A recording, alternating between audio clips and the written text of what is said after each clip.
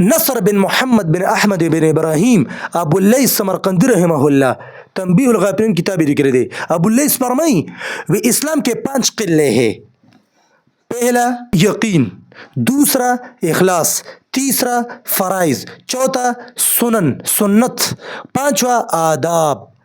जब तक आदमी आदाब का ख्याल करता रहता है, द आदाब ख्याल सती का ना, तो शैतान इससे मायूस रहता है।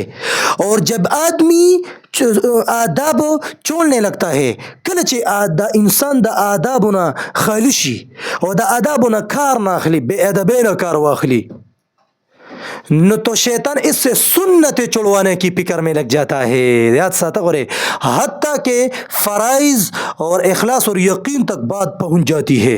दा पदी वजह तो उगोरा कना कम इंसान च द आदाब ख्याल साथी कना दग इंसान तब अल्लाह द फ़राइज़ द वाजिबात तौफीक खामा खावर की खो च कम इंसान दग ख्याल न साथी द मुस्तहबात और द सुन्नत ख्याल न साथी न याद साता च दना बद फ़राइज़ और द वाजिबात अग तौफीक मुआगस्तले शी।